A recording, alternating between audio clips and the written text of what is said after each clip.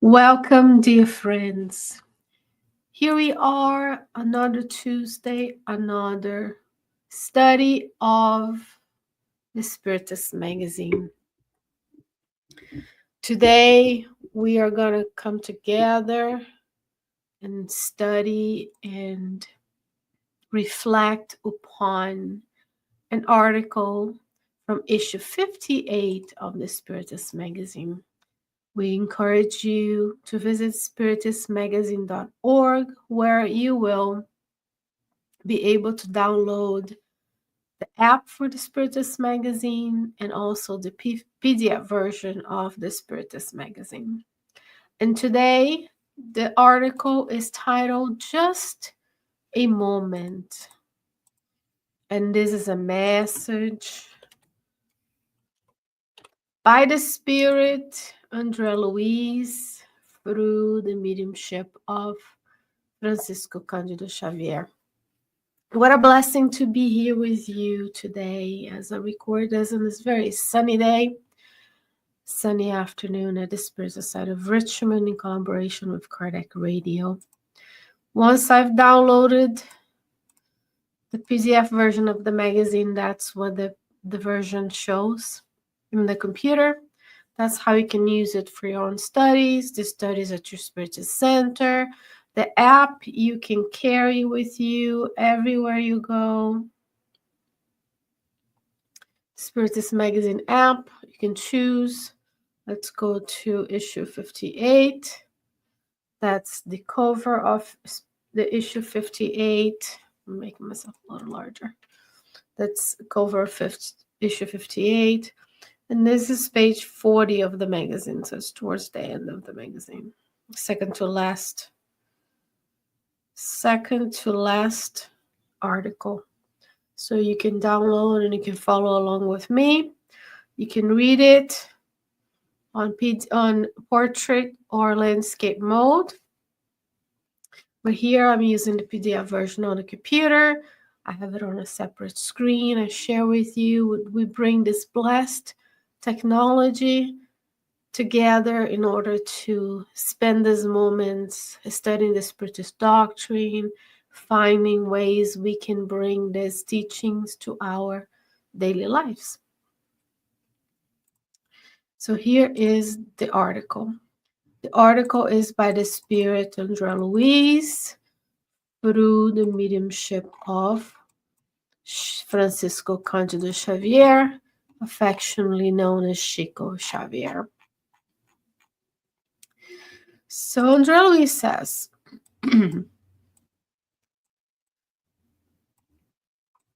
we always like to share only one paragraph at a time. We want to focus on one message at a time. And making the window smaller allows us to have it really large for those watching who are listening. We have a small image on my camera to the left side of the screen and the big font in the middle for the text. We normally read it and we think about how we can apply the teachings to our daily lives. So André Luiz tells us, before denying yourself to the appeals of charity, meditate for a moment on the afflictions of others. Imagine yourself in place of those who suffer. Observe the brothers or sisters relegated to the sufferings of the street and suppose yourself constrained to the similar situation. So, first call of the day, right, of the text. Have you put yourself in the shoes of others?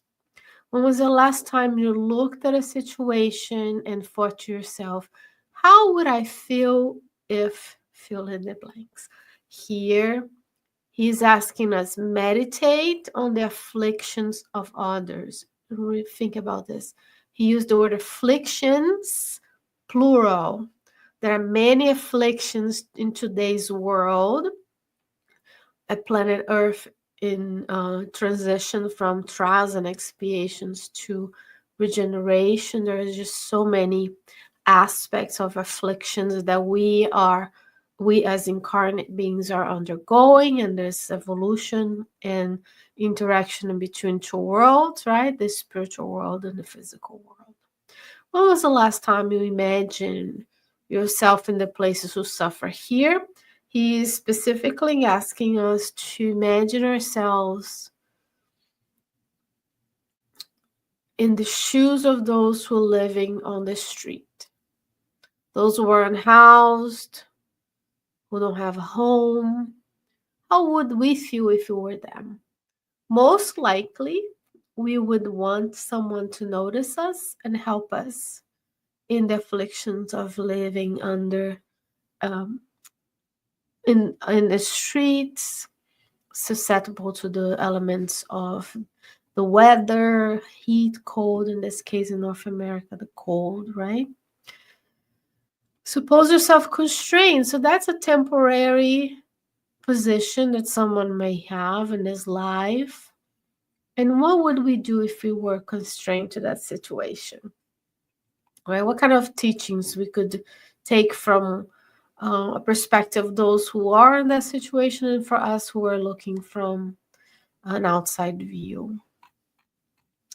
Note the helpless, infirm, those who are ill, and consider that tomorrow it will be probably us, the candidates to the rescue on the public road. So many of those who are unhoused need help.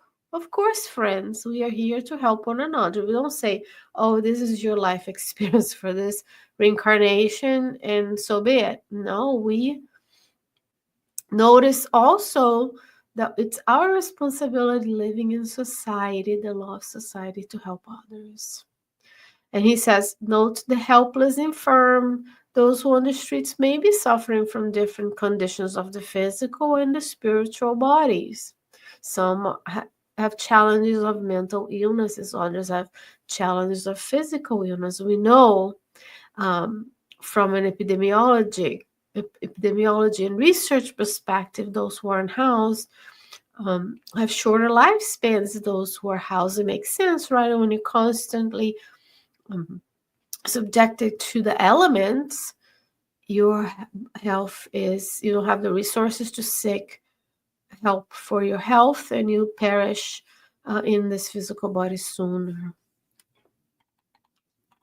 Examine, so this was for the unhoused. Now he said, examine the weary elder and reflect that if this coordination does not come soon, you will not escape old age. Dear friends, we live in an ageistic society. Many people do not respect or honor the elders anymore. We only want to be young, surgeries, plastic surgery, Botox, all kinds of things. There's nothing wrong with improving your appearance. Of course, it helps with self-esteem, it helps us in the world, but we need to look at those who are older in the physical body and reflect, if I don't die tomorrow, I will be old as well. Remember when we started the text by saying what? Meditate for a moment on afflictions of others. So if we were older and less capable in our physical bodies, how would we want others to do towards us, to treat us, right? What kind of infrastructure do we want so that the elderly can have a better life and help us with their wisdom, with the experience and knowledge they've acquired through the decades? Contemplate the needy children, remembering our own children. So there are many in the world who are young, right? We know that there's a lot of children being born every day in all places of the planet. And it's our duty to remember them, to see those who are in need and think, this could be my child. If I was the parent of those who are having a hard time caring for their young, what kind of help could be of use, right? We want to apply these teachings in our daily lives. When the ambulance glides along with you, right? Sometimes you're driving and you hear the ambulance, and many people Don't even stop anymore for the ambulance. We need to stop right away and let them go. The fire department. Why? Because imagine if we were the ones in the ambulance. We wanted the first responders to get to us sooner, to help us with our ailments, to get to the hospital in an emergency sooner. So thinking of others. When the ambulance glides along with you carrying the anonymous sick, ponder that perhaps an extremely dear relative of ours finds himself or herself groaning inside of it. What if, I usually say, I work in a healthcare system, I do research in a hospital, I don't have patient contact, but I always say when I'm going to and from and I stop to help someone get directions to a specific department, or I'm educating them on my research studies that we would like them to participate in. And I think, what would I do if this was my loved one? If it was my parent, if it was my child, would I want the ambulance to go faster? Yes. Would I want someone to stop and help? Yes. So let's think about it. One day we might be the ones in the ambulance, and we want others on the street to do us the courtesy, and the law is the law to yield to those who are in emergency vehicles, right? Patiently listen to the companions left in the shadow of great misfortune, and remember that in the near future, it is possible that we'll be crossing the same difficulty. So if we were undergoing a difficult time in our lives, wouldn't we want someone to listen to us? The title of the message is Just a Moment. It takes just a moment to reflect on the afflictions of others, on seeing those afflictions all around us, homelessness, needing things in childhood and not having the resources, being ill, being lonely. Those are afflictions. It takes us just a moment to reflect that this could be us. This could be us. Look at the multitude of ignorant and weak, weary and unhappy, judging yourself amongst them, and mentalize the gratitude you would feel in the face of the crumb of love that someone offered. One of the epidemics of our time is an epidemic of loneliness. Our comforts of modern life, to include our cell phones, where you might be listening to me, our computers, the fact that we can have things shipped to us, things delivered to us, moving away from family has created an epidemic of loneliness. We are unable to see others and be together. And maybe for you, we only take a moment to smile, to ask how they're doing, to say the name of the cashier at the store, to acknowledge that they are human beings just like you and I.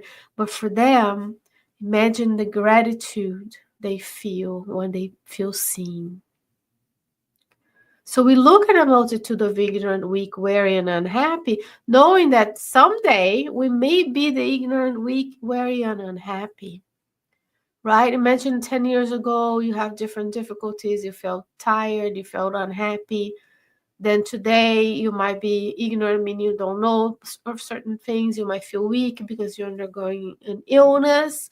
And then we want others to see us with the eyes of compassion, understanding, non-judgmental, right? We are different. We think different things. We experience different things.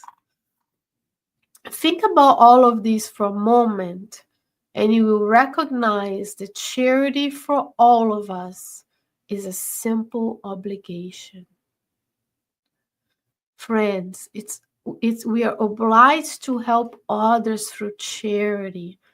The physical charity of giving someone food, medicine, clothing, to provide housing, to have societal networks where we contribute to the benefit of others who have less than we do. To those who more, a lot were given, a lot will be asked of them. Jesus didn't have anything, and in 3 years of his apostolate, he gave us so much, and he continues to give us since the formation of the earth. For over 4.5 billion years ago, he was there with the superior spirits planning for Mother Earth. So today we could be here together.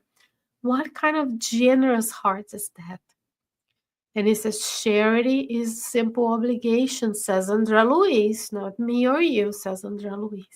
So today we are encouraged for just a moment to look around and see who is in need in your community, inside of our house. And friends, sometimes the charity that we need starts inside of our home. It starts for us saying, these are our values as a family, which include, by the way, bringing ourselves to religious institutions. I don't want to make people go. I don't want my children. When are they going to go if not when they're young under your tutelage? Because once they're bigger, they're going to be what? Influenced by their peers if you are not the main pillar of safety for that child. So when we teach them from young, when we are there at the center, at the church, at the temple, we're there, it's like a calm moment. That's the charity you're providing for your family, because the superior spirits are there helping. We're learning to be patient. We're learning to understand it's not only about us, it's about others, that there is a structure to everything. There's the calm moment where every week I know I can go to a place of worship and be blessed by the superior spirits who are there. And that is, of course, we always bring it to our spiritist centers, but of course, many more other types of religious and spiritual institutions are present in the earth than spiritist centers. So if you're blessed with a spiritist center in your city, do the best you can to be there all the time they're open, to bring your children with you, to donate, because the spiritist center doesn't live off air, to donate your time, to bring in the resources. It's a simple obligation with your charity. Sometimes the charity we need to do is inside our homes. That starts with that foundation of knowing of the spiritual principles, so that once we grow up, when they grow up, they have that touchstone. It's not about forcing people to do different things, but it's, you are under my tutelage on Sundays, on Saturdays, on Fridays, or whenever we go there and we stay there and we learn together. And then during the week, what do? We go to school, we go to work, rain, shine, or snow, right? So it's one more pillar. We nourish the physical, we nourish the intellectual, we go to work, and then we nourish the spiritual by going to the Spiritist Center, for example. And then we do charity in between. We look at our friends. We look at the colleagues of our children in schools, anybody in need of help. We look at the unhoused. We look at those who are ill. Can we say prayers for them? Can we give physical things for them? Can we volunteer at the food bank once a month, or distribute the food for the homeless? Whatever your activity is. So charity is our obligation, because we were given so much, and much will be asked of us. And who's going to ask, friends, if we don't take this moment to reflect upon how I can help others? Because if I were in that situation, I would like to be helped. Our own conscience. God is not there writing who is naughty or nice. That's Santa Claus, the elf. But our own conscience, we will know, I wasted the time, the precious resource, the talent of time that God gave me, because I was enmeshed in the temptations of the physical world, to travel more, to do more, to more activities. I need to be overexcited at all times, stimulated, can't be calm because of everybody else is doing, because my friends' kids are doing, because my friends are from Instagram, right? So there are many more opportunities for distractions and deviations from our reincarnatory plan than they are for us to stay on track. So for just a moment, let's reflect. When we see the afflictions of the world, how we would like to be treated if we were in their position, and therefore that guides our actions for today, for the rest of the week, and the rest of the year. This message is from the book Stigmata by several spirit authors through Chico Xavier.